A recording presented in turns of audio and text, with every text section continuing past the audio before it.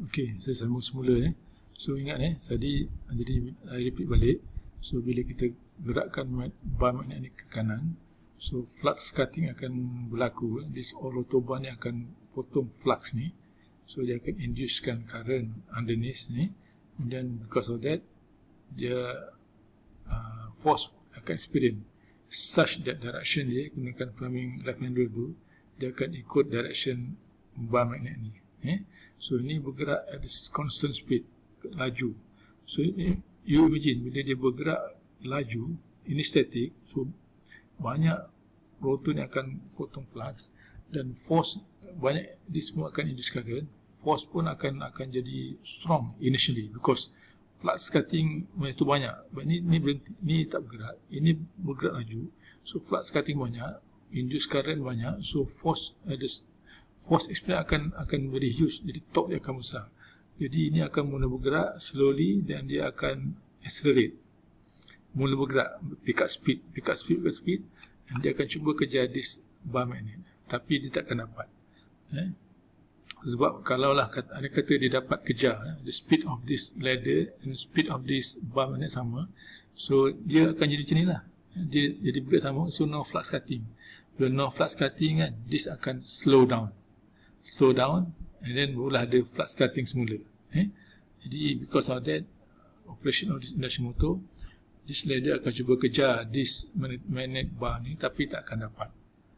So jadi ada different speed of this bar, and the speed of this magnetic field dengan speed of this rotor ni akan ada beza. In which in motor mode, dia ni akan bergerak slightly faster than this ladder. Jadi ini flat. So if the ladder ni you bentukkan dia jadi circular, jadi circular, jadi circular. Jadi dia akan jadi bulat, jadi motor lah, dan itu keadaan dia.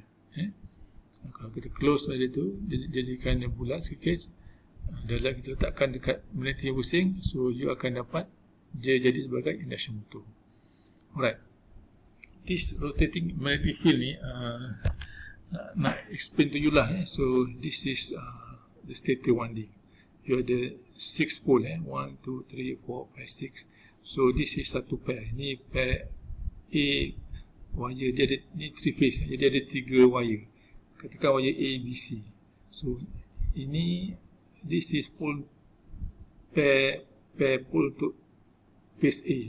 Katakan ini current in, jadi current dia keluar dekat sini. Ini untuk phase A, ini untuk phase C. Jadi ini current C in, ini pair dia, ni masuk kat pole ni, keluar wire kat pole sini. Ini pole B makanya. Jadi 6 pole, jadi 3 pair pole. So jadi what you have here, bila kita connectkan this 3 pole to the 3 phase supply, dia akan produce what is called rotating magnetic field. Ingat ni AC bukan DC. DC tak ada changes, AC ni ada changes. Dia start ada kosong, dia akan peak positive at 90 degree, at 80 degree dia akan kosong, dan dia akan negatif. Jadi dua benda. Dia akan sentiasa berubah dia punya value dia. Kemudian pertama, kedua, dia akan change polarity from positive to negative. And bila ada 3 phase pula, at any one time dia akan sentiasa ada value. Tak macam single phase ni at 0 degree dia akan kosong, at 90 degree peak, at 180 dia akan kosong. Tapi untuk 3 phase, at any time dia akan sentiasa ada value, tak akan jadi kosong. So bila kita wirekan macam ni, so what you akan dapat ialah dia akan, ni explanation dia, dia akan dapat your flux ni akan berpusing. Ingat ni stator. Jadi yang dikata pusing tu, dia tak pusing macam rotor tu physical rotation, tapi ni is wave, dia bergerak. Kita tak nampak, this is tak nampak, ataupun nampak tengok flux ni at this 0 degree, flux ni semua pointed upward.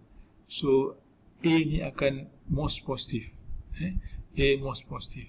After 60 degree, 60 degree, phase C ni akan maximum tapi negatif.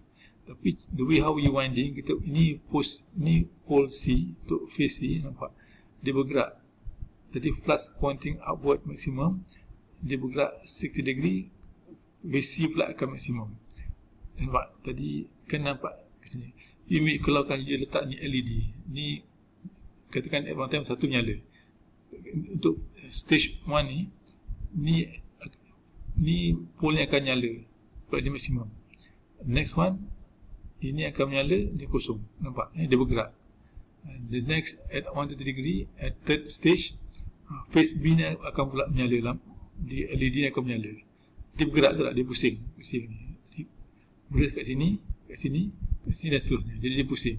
So that is kita nak imaginekan that three phase AC induction motor ni, the field dia akan berpusing, flux tu berpusing, tapi tak nampak lah, tak nampak. So dia sentiasa bergerak aja. So after 360 degree, dia akan balik seperti yang asal. Jadi rotation dia is, kalau macam ni kita is clockwise, jadi dia pusing aja. Nampak? So this is what I call rotating magnetic field. Okay, the speed of this rotating field is called synchronous speed. Note dia punya parameter, dia punya note symbol dia NS. Any speed, S ni stand for synchronous. Jadi formula dia is 120 F per pole per P. Ni frequency supply. Kalau kita in Malaysia, kita frequency is 50 Hz. Pole ni is pole of the motor, 4 pole, 6 pole dan sebagainya. Jadi ni formula dia. Nampak? So ni speed of your magnetic field ni 120 F per P. So ni is the expression dia. Ni Hz. Ni kalau kita biasa 50 Hz, nampak? Jadi now you boleh nampak this equation show that speed increase with speed. Nampak? Jadi untuk based on this equation, speed of the magnetic field ni, dia pusing depend on frequency and pole. Pole ni dekat motor, so very unlikely kita nak ubah. Memang dekat dalam motor kita tak susah nak buka. So the mean to change the speed of the magnetic field ni, pusing tu, is changing F, frequency. Change the supply frequency tu, 50, 60, 100, lagi besar lagi laju. Kalau F ni kita kecilkan, dia akan jadi slow. Nampak? Nampak? Jadi tadi kan ladder tu, dia akan bergerak ikut speed of magnetic field. Lagi laju field tu, lagi laju ladder tu akan bergerak. Nampak? Maknanya kalau motor tu tak laju, dia akan ikut rotating field, which is synchronous speed ni, S. So maknanya untuk control speed of induction motor AC ni, kita control frekuensi, kita tak control voltage, we do not control current, kita control F. Nak supaya motor become fast, rotate at faster speed, increase F. You nakkan dia slow, decrease F. Tu je. So we don't change voltage. Nampak? Unik. Tak macam DC, you nakkan laju, you can increasekan supply current voltage. Nak slow, you reducekan voltage supply. But in induction motor AC tak ada. You change frequency. Itu parameter dia. Ini operation. Ini one by one. Ini lock rotor. Lock ni maksudnya during the static. Kita kunci tak bergerak. This is when ladder tak bergerak, rotor tak pusing, field pun belum pusing. Dia tak ada pergerakan. Jadi lock rotor. So the moment you gerakkan magnet tu, you katakan you switchkan supply, AC supply, magnet akan start bergerak, pusing. So the moment ni berlaku je, very cutting plug ni akan banyak berlaku. Jadi induced voltage current very large, so force experience very large, so torque very strong, dan rotor akan start bergerak. So bila bergerak bila ladder dah bergerak, rotor mula bergerak, rotor bar tu, so flux cutting akan mula berkurangan. Lagi laju rotor ladder bergerak, lagi kurang flux cutting, lagi kurang current is produced, dan juga lagi kurang torque dari motor tu. Jadi dia punya force pun akan semakin slow. Tapi dia still ada flux cutting So during this moment dia akan accelerate. Cuma flux cutting ni makin laju rotor tu, flux cutting ni makin kurang. Tapi dia motor tu tengah dalam acceleration. Ini synchronous speed. So ini is kalau rotor tu sama dengan speed of magnetic synchronous speed tu, sama field magnet. So no flux cutting, jadi torque akan zero. So motor akan slowing down, macam tu. Bila motor ni kita apply load dekat motor, of course makin berat speed akan reduce. Jadi bila speed reduce, rate of flux cutting akan bertambah. Semakin slow motor tu, rate of flux cutting akan bertambah. Jadi more induced current akan berlaku, force makin besar, torque makin large, dan dia akan pick up speed balik. Dia akan cuba catch up speed yang asal tu. Sampailah ada balance, equilibrium, balance load torque dengan motor torque.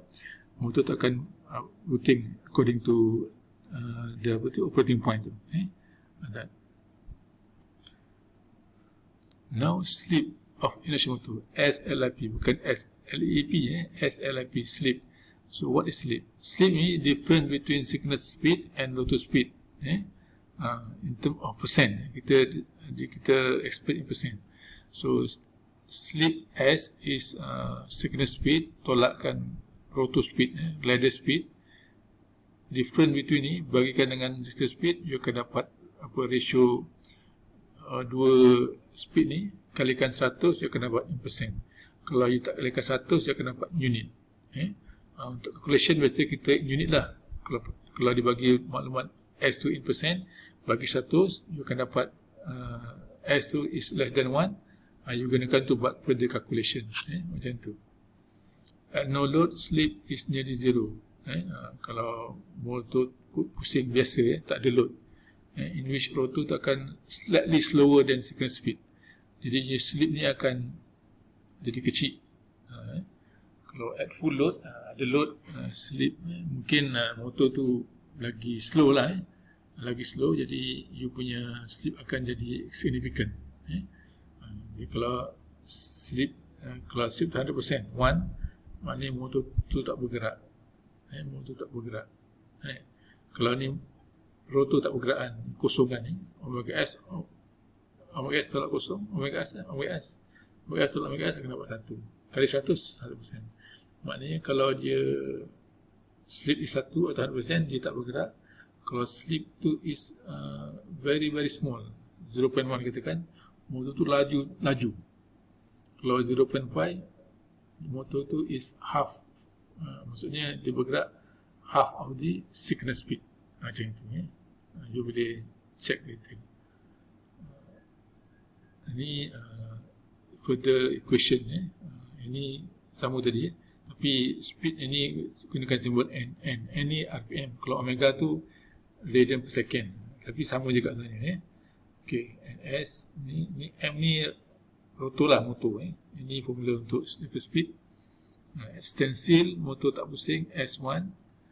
Kalau motor synchronous speed, kalau motor sama laju dengan magnet speed, nampak S kosong. NM dengan NS sama. Alright. Ini kalau kita in other form, kalau kita manipulatekan equation ni, you akan dapat mungkin macam ni. NM equal to 1/S, NM kat depan, ini S kat depan. Ini kalau NM jadikan subjek, you akan dapat ni. Sama je formula ni. Ini frekuensi induced dekat rotor. Jadi kalau supply tu 50 Hz, induced current voltage dekat rotor tu, dia punya frekuensi dia is slip kalikan dengan supply frekuensi. Mudah je. FR kat rotor ni dengan slip kali frekuensi supply. Alright. So you can try this. Ini